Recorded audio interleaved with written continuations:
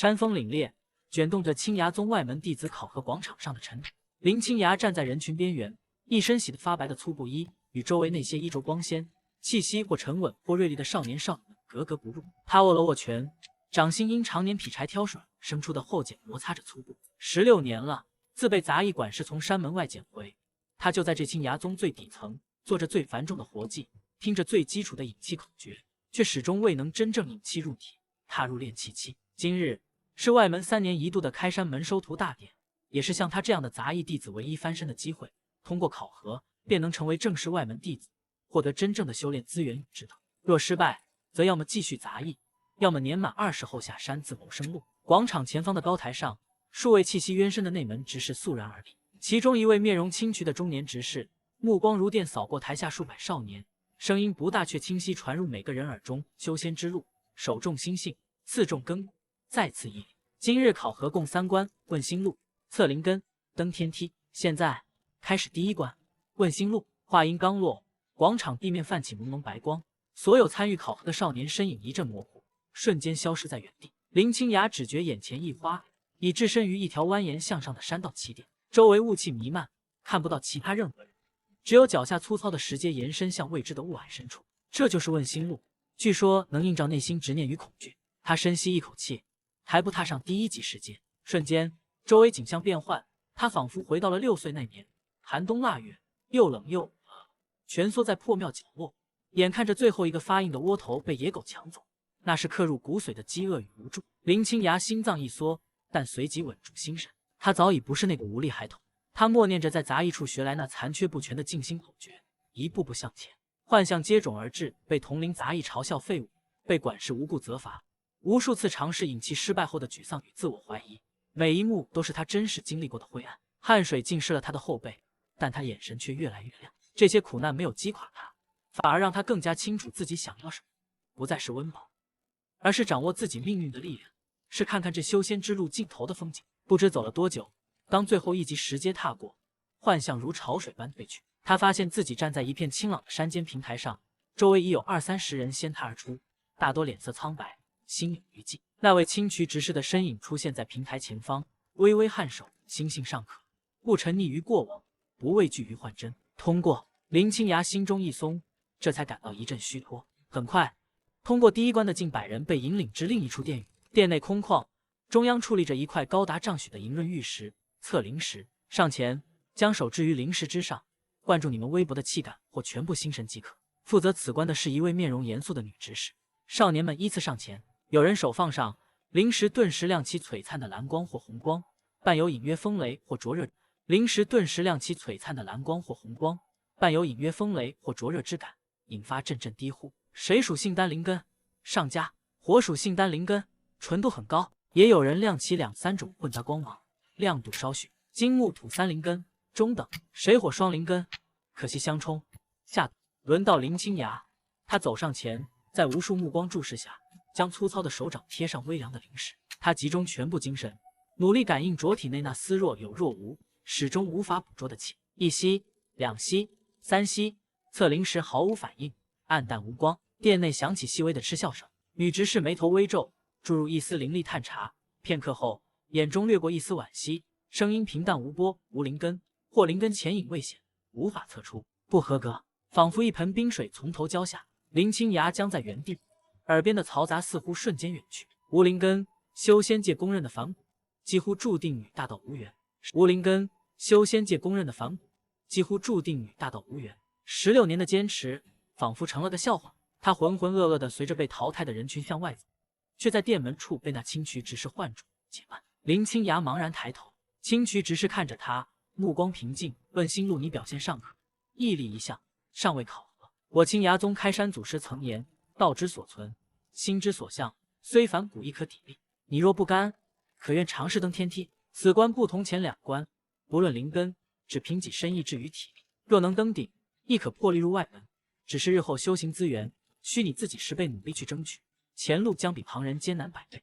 你可敢一试？峰回路转，林青崖暗淡的眼眸骤然燃起火焰，他毫不犹豫，深深一揖：弟子愿意一试，哪怕只有1线希望，他也绝不放弃。登天梯名副其实，那是青崖宗后山一条近乎垂直的险峻山道，9999级宗后山一条近乎垂直的险峻山道，9999级石阶直插云霄，隐没在缭绕的云雾之中。石阶狭窄，仅容一人，两侧是深不见底的悬崖，山风呼啸，吹得人站立不稳。更可怕的是，越往上，石阶上便自然生出一种越来越强的压力，作用于肉身与精神，让人举步维艰。这并非阵法，而是青崖山本身灵脉汇聚自然形成的事。此刻，天梯起点处，除了林青崖，还有另外7、8个同样因灵根不佳或未测出，却心有不甘选择尝试的少年。他们互相看了看，眼中都有决绝。没有废话，考核开始的钟声响起，几人同时迈步。初始几千级，压力尚可承受，主要考验体力。林青崖常年劳作，体力耐力远超同龄人。他调整呼吸，步伐稳健，很快将其他几人甩在身后。但过了5000级，压力明显增大，仿佛身上背负了沉重的沙袋。压力明显增大，仿佛身上背负了沉重的沙袋，每抬一步都需耗费更多力气。山风更烈，吹得他衣衫猎猎，几乎要将他刮下悬崖。他咬紧牙关，手脚并用，抓住石阶边缘的凸起，一点点向上挪。汗水模糊了视线，滴落在粗糙的石面上，瞬间被风吹干。6000级、7000级，压力已如实质，不仅仅是身体沉重，更有一种精神上的威压，不断冲击着他的意志。耳边似乎有无数声音低语：“放弃吧，反骨之躯，何必挣扎？回头是岸，做个凡人，安稳一生。”林青崖眼前开始发黑，肺部火辣辣的疼，手臂和腿都在不受控制的颤抖。他回头望去，下方云雾茫茫，早已看不到起点。另外几个少年不知何时已不见踪影，或许已放弃，只剩下他一人，在这孤绝的天梯上与天地之势相抗。8000级，他的意识开始模糊，仅凭一股不屈的本能在驱动身体。他想起了破庙的寒冷，想起了杂役院的汗水，想起了无数次仰望那门仙师御剑飞过天空时的向往。不能倒在这里！他低吼一声，不知从哪里涌出一股力气，又向上攀爬了几级。9000级，最后的999级，压力达到了顶峰。林青崖感觉全身骨骼都在咯吱作响，血管似乎要爆裂。他几乎是匍匐在石阶上，用指甲抠着石缝，一点一点的向上挪动。鲜血从磨破的指尖和膝盖渗出，在石阶上留下淡淡的痕迹。视线彻底被汗水与血水模糊，只有前方那似乎永无尽头的石阶。9500、9700、9900，意识已经陷入混沌，只有一个念头无比清晰：登上去。终于，当他用尽最后一丝力气，将手掌搭上最后一级石阶的边缘，奋力一撑，整个人滚上了山顶平台，压力骤然消失。他瘫倒在地，大口喘息，眼前是湛蓝的天空和几缕流云。成功了！他咧开干裂的嘴唇，想笑，却连笑的力气都没有。不知过了多久，一道阴影遮住了阳光，是那位青渠执事。他不知何时已站在旁边，眼中带着毫不掩饰的赞赏与一丝复杂。林青崖登顶天梯，用16个时辰，创近30年来杂役弟子最佳纪录。依宗门旧例，准你破格录入外门，归入我利剑锋一脉。我乃利剑锋执事赵元。赵执事挥手打出一道温和的灵力，缓解林青崖身体的剧痛与疲惫。多谢赵执事。林青崖挣扎着坐起，声音沙哑。赵元点点头，递过一个粗糙的布袋和一枚木牌，这是外门弟子基础物品和身份牌。你既无灵根，常规引气法门对你效果甚微。我利剑锋讲究以力正道，以意志磨砺己身。这布袋里有一部基础炼体诀和凝心录，以及3块下品灵石和凝心录，以及3块下品灵石和1瓶辟谷丹。你且先按炼体诀打熬身体，凝心录辅助稳定心神。住处也安排在利剑锋西侧杂役。现在是外门弟子院本自去，去吧。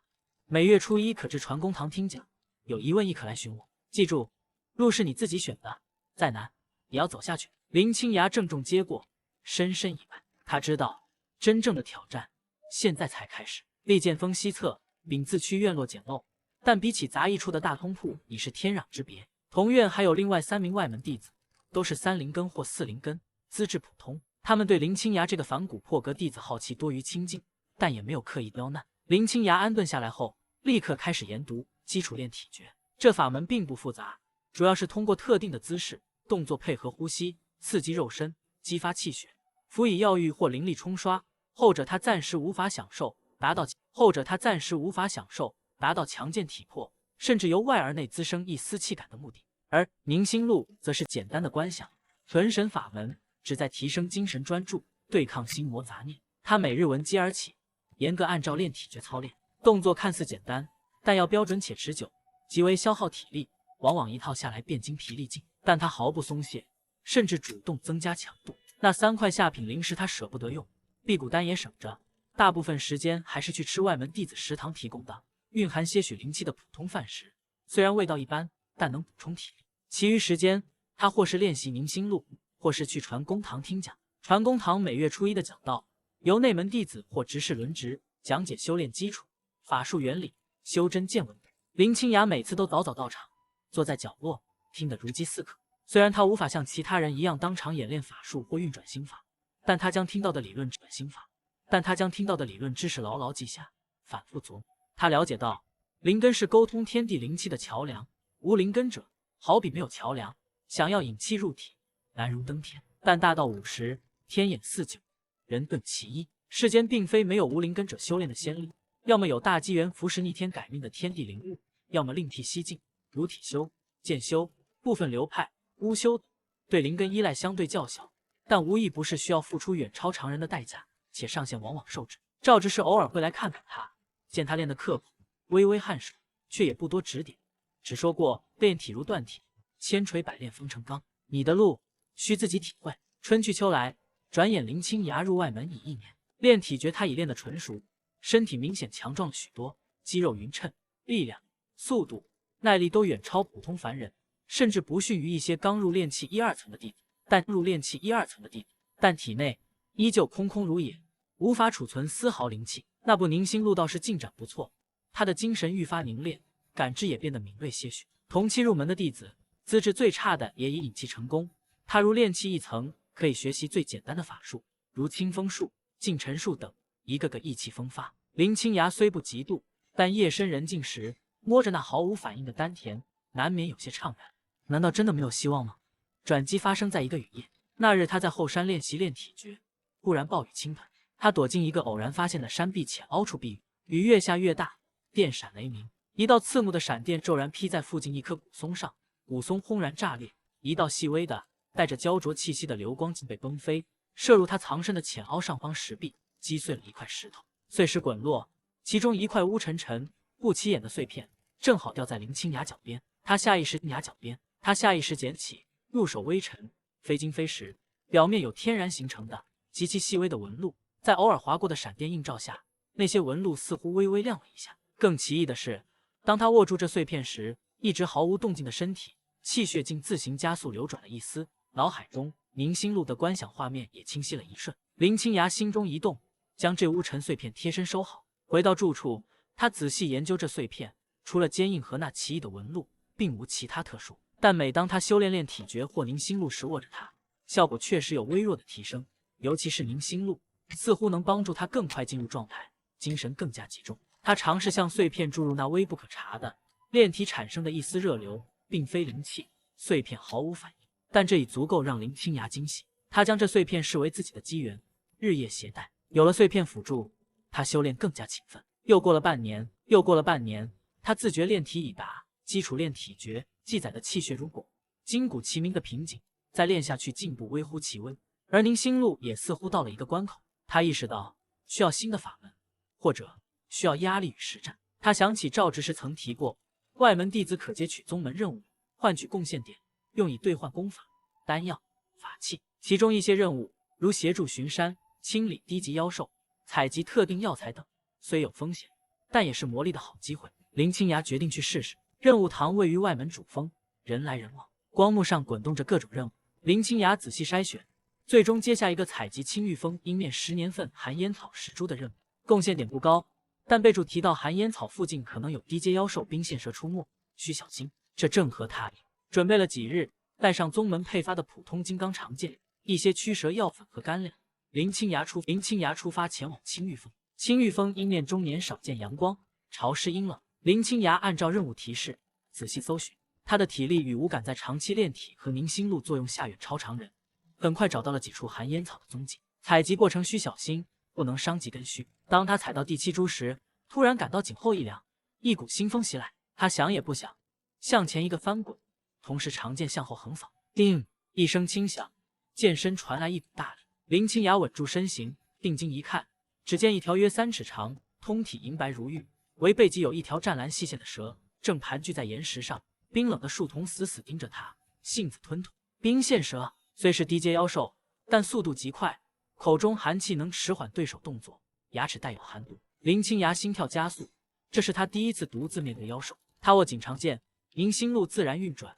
精神高度集中，周围的一切似乎都慢了下来，能清晰看到冰线蛇肌肉的细微颤动。冰线蛇动了，化作一道白影疾射而来。林清雅不退反进，炼体诀带来的敏捷与力量爆发，侧身避过蛇吻，长剑顺势下劈。冰线蛇极其灵活，半空中扭身，尾巴如鞭抽向林清雅手腕，林清雅便劈为挡，剑身与蛇尾相撞，震得他手臂发麻。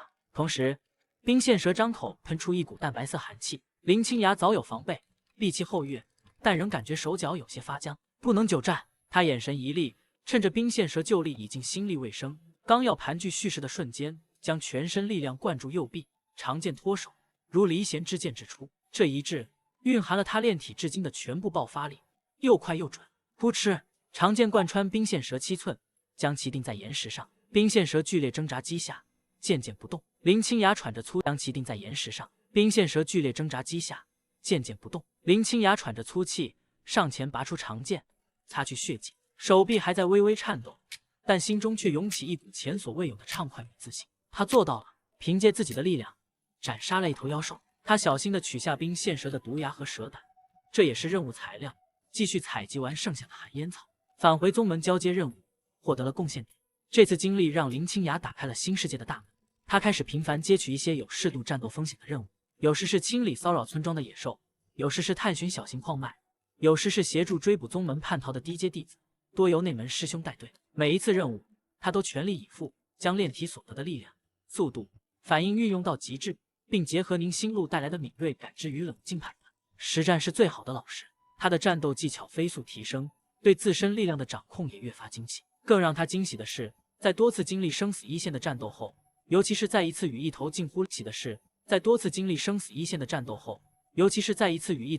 炼气3层实力的铁背妖熊苦战后，他疲惫于死地调息时贴身收藏的那枚乌尘碎片，第一次主动传来一丝极其微弱却无比精纯的清凉气息。这气息并非外界灵气，更像是从碎片内部吸出，顺着他的经脉游走，所过之处，疲惫稍减，受损的肌肉纤维似乎也得到了细微的滋养。虽然这气息很快消散，并未留在体内，但林清雅却激动不已。这碎片果然不凡，它似乎能吸收某种能量，或许是战斗时散逸的气血、杀气，或天地间某种特殊能量，并在他自身状态达到某种临界点时反馈出来。这发现让林清雅更加珍视这枚碎片，并将其命名为砾石，需砥砺自身之意。他隐约感觉，这砾石或许就是他这反骨踏上修仙路的唯一契机。随着任务完成次数增多，贡献点积累，林清雅终于兑换了一部更进一步的炼体法门。红片点积累，林清雅终于兑换了一部更进一步的炼体法门——红皮铁骨功彩卷。此法门需配合特定药浴，方能修炼更深，旨在将皮肤、肌肉、骨骼逐步锤炼的坚韧异常，力大无穷，炼至深处可硬抗低阶法器。药浴所需药材虽不特别珍惜，但长期消耗也是一笔不小开支。林清雅更加拼命地接取报酬更高的任务，同时开始学习辨识药材，尝试自己采集部分辅药以节省开支。日子在苦修、任务、钻研中如流水般过去。3年后，林清雅19岁，铜皮铁骨功已初窥门径，皮肤坚韧如老牛皮，寻常刀剑难伤，力量足以生撕虎豹。凝心路亦修炼到灵台长明、杂念不生的境界，精神感知可覆盖周身3丈，纤毫毕现。而砾石在他经历多次激烈战斗，甚至一次意外坠崖重伤后，反馈出的清凉气息次数增多，虽然每次依旧微弱短暂，但对他身体的修复和隐隐的强化效果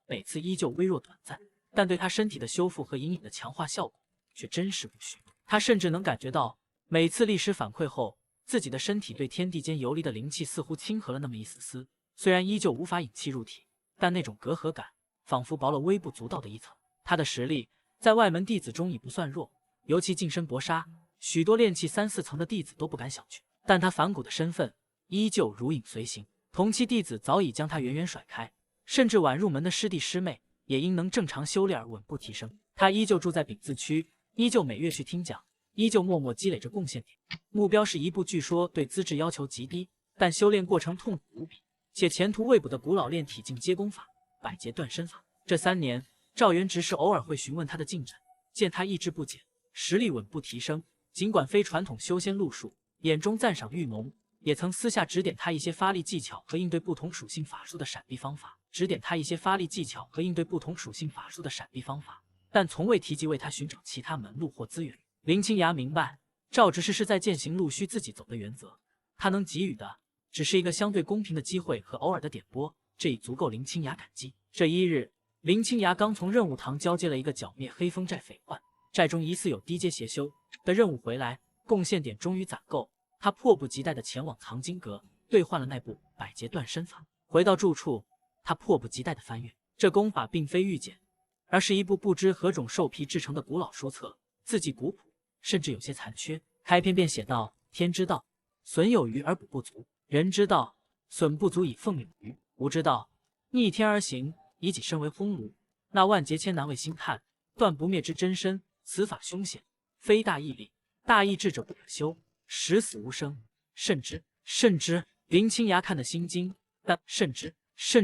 林青霞看得心惊，但更多的是沸腾的热血。功法理念极为霸道，主张不依赖灵气，而是主动寻找或制造各种极端环境，承受各种伤害，包括物理打击、元素侵蚀、毒素淬炼，甚至心魔拷问，在生死边缘激发肉身潜能，以类似破而后立的方式强行打破生命桎梏，实现肉身层次的不断进化与蜕变。每一层突破都需经历一次劫难，故名百劫。书中记载了前几层的修炼方法和所需劫难类型，后面则模糊不清。第一层，皮肉劫，需以特殊药液涂抹全身，辅以高温炙烤或极寒冰冻，再加以钝器反复击打，直至皮开肉绽，然后浸泡于另一种生机药液中，配合功法口诀，引导气血修复，如此循环，直至皮膜坚韧如铁，寻常水火难侵，且恢复力大增。这简直是非人的折磨。但林青霞眼神坚定，她早已习惯痛苦。按照功法要求，她花费几乎所有积蓄和剩余贡献点，配齐了第一次皮肉劫所需的药材。在院落后山寻了一处僻静山洞，准备好木柴、铜盆、特制木锤等物。第一次尝试便是地狱。药液涂抹后，皮肤如被千万只蚂蚁啃噬，又痒又痛。点燃柴火，靠近炙烤，高温与药力混合，痛感瞬间飙升，仿佛整个人被放在铁板上煎烤。他咬牙坚持，运转百劫断身法中记载的痛苦转移与气血搬运法门，同时凝心路全力运转，保持灵台一点清明。待到皮肤通红，几欲归列时，他迅速扑灭火焰，用包裹着后部的木锤开始用力捶打全身，尤其是关节、胸腹等要害，每一击都痛入骨髓。但他眼神狠厉，毫不留情地对待自己，直到皮肤破裂，鲜血渗出，与药液混合，看起来凄惨无比。他才跳入早已准备好的冰冷刺骨的生机药液中。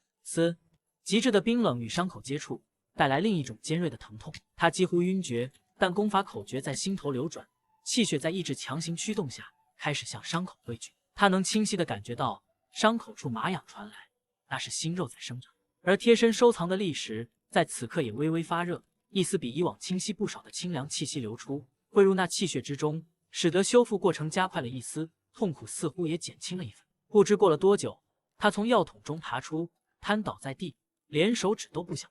但那是己身，并非神识，而是炼体者对自身气血的敏锐感应。他发现皮肤虽然看起来依旧有些红肿，但其坚韧程度似乎真的提升了一点点，而且恢复力明显增强，一些浅表伤口已结痂，有效。尽管过程恐怖，但这自虐般的修炼真的有效。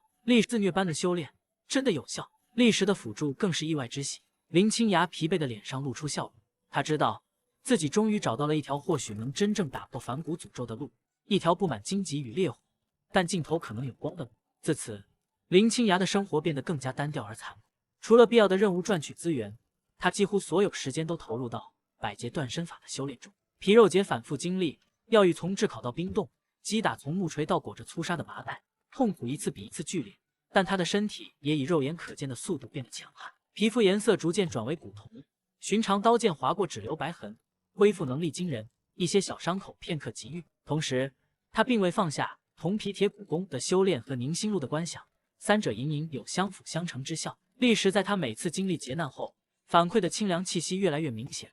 虽然依旧无法储存，但对他身体的修复和隐性强化作用越来越大。他甚至开始尝试在修炼时主动将精神集中在力识上，隐隐感觉与他多了一丝难以言喻的联系。1年后，皮肉结大成，林青崖开始尝试第2层筋骨结。这一层需以外力震荡、拉伸，甚至轻微错位骨骼经络，再以特定方式复位，配合药力与气血冲刷，使筋骨如龙似铁，爆发力与柔韧性达到惊人平衡。过程比第1层更加痛苦和危险，稍有差池便是筋断骨折，成为废人。林青崖小心翼翼，从最轻微的拉伸开始，逐步加大力。就在他沉浸于艰苦修炼时，外门却发生了一件大事。5年一度的外门大比即将开始，此次大比非同往常，因为恰逢青崖宗与邻近的玄云宗100年一次的2宗教祭前夕。外门大比的前10名不仅将获得丰厚奖励，更有机会被选入特殊集训，代表青崖宗外门参与教祭。若能表现出色，甚至可能被内门长老直接看中，收为弟子。消息一出，整个外门沸腾，所有弟子摩拳擦掌，这是鲤鱼跃龙门的天赐良机。林青崖得知后，心中也是一动。大比擂台无疑是检验自身实力的绝佳场所，而且奖励丰厚，或许有他急需的炼体资源。更重要的是，若能取得名次，甚至参与2宗教祭，见识更广阔的天地，与更多样的对手交锋，对他的百劫断身法修炼或许有难以估量的好处。然而，大比报名有最低修为要求，炼气3层，这是硬性规定，旨在筛选掉实力过低的弟子，保证比试质量。林青崖的修为根本无法用炼气层次衡量。他找到负责报名的执事，说明情况，请求以实战能力替代修为要求。那执事像看怪物一样看着他，摇头道：“规矩便是规矩，无炼气3层修为不得报名。你体魄强健不假，但擂台比试并非仅靠蛮力、法术、法器、灵符，这些你如何应对？回去吧。”林青崖不甘，又去求见赵元执事。赵元听完他的请求，沉吟片刻，道：“规矩是宗门所定，我亦无法更改。不过，他话锋一转，你若真想参加，倒有一法。外门大比前会有一场挑战赛，任何自认有实力但不符合报名条件的弟子，可向已报名的排名靠后的弟子发起挑战，若胜，则可取代其名。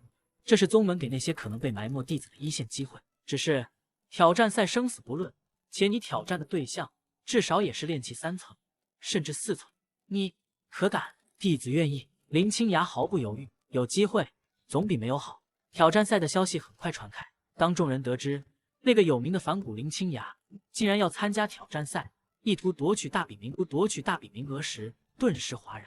有佩服其勇气的，但更多的是嘲讽与不屑。一个连灵气都没有的蛮子也想上擂台，怕不是被人一道火球术就烧成灰了。听说他体魄是不错，但修仙者的手段岂是凡俗武力能比？自取其辱罢了。林青崖对议论充耳不闻，专心准备。他仔细研究了可能成为挑战目标的几名炼气3层、4层弟子的资料，了解他们擅长的法术、惯用的法器。同时，他更加疯狂地修炼筋骨结，并开始有意识地模拟应对各种低阶法术的攻击。他用积蓄换了一面最普通的铁木盾，又打造了几把更趁手的飞刀。挑战赛当日，擂台周围人山人海，林青崖的登场吸引了绝大部分目光。他的对手是一名炼气4层初期的弟子，名叫王奎，善使一柄下品法器烈阳刀，刀法凶猛，附带灼热气息。王奎看着走上擂台的林青崖，嗤笑道：“林师弟，我敬你毅力可嘉，但擂台不是杂役处比拼力气，你现在认输，还能留些颜面。”林青崖平静地抽出自己的金刚长剑，横于胸前，请王师兄赐教。裁判一声令下，王奎脸色一沉，不再多言，挥刀便砍。刀锋呼啸，带着一股热浪。林青崖不闪不避，举剑相迎。当，金铁交鸣，火星四溅。林青崖手臂微沉，脚下却纹丝不动。王奎感觉刀上传来的反震之力极大，心中微惊，这蛮子力气果然不小。他立刻变招，刀法展开，火红色的刀光连绵不绝，同时左手掐诀，数颗拳头大小的火球呼啸射出，封堵林青崖闪避空间。林青崖凝心路运转，感知全开，在他眼中，王奎的刀法轨迹、火球的飞行路线都清晰可辨。他脚步灵动，在坚不容发之际避开大部分火球，实在避不开的，便用铁木盾硬挡。盾面被炸得焦黑，但并未破裂。同时，他手中长剑如毒蛇吐信，专攻王奎刀法衔接的破绽与施法时露出的空当。王奎越打越心惊，对方速度、力量、反应都远超他预料，那面破盾牌也异常坚固，自己的火球术竟难以造成有效伤害，而且对方剑法简洁狠辣，每每攻其必救，让他法术施展不畅。久攻不下，王奎有些焦躁，猛地后退几步，咬破舌尖，一口精血喷在烈阳刀上，刀身红光大盛，温度急剧升高。烈焰斩！他大喝一声，一道尺许长的炽热刀芒脱刀飞出，直劈林清雅。这是他的压箱底招数，威力接近炼气5层一级。台下惊呼：这一刀，林清雅恐怕接不住。林清雅眼神凝重，却不慌乱。他早已料到对方可能有强力手段，在刀芒集体的瞬动，却不慌乱。他早已料到对方可能有强力手段，在刀芒集体的瞬间，他并未应反，而是将铁木盾猛地掷向刀芒，同时身体向侧后方急仰，几乎贴地。轰！铁木盾被刀芒炸得粉碎，余波冲击在林清雅身上，将他古铜色的皮肤灼烧得一片焦黑，气血翻腾。但他也借此机会躲过了大部分威力。就在王奎因施展大招而气息一滞的刹那，林清雅动了，他如同猎豹般弹起，手中长剑脱手，化作一道寒光直射王奎面部。同时，他袖中3把飞刀无声无息地射出，分取王奎双膝与持刀手腕。王奎大惊，慌忙挥刀隔开长剑，又闪身躲避飞刀，身形顿时踉跄。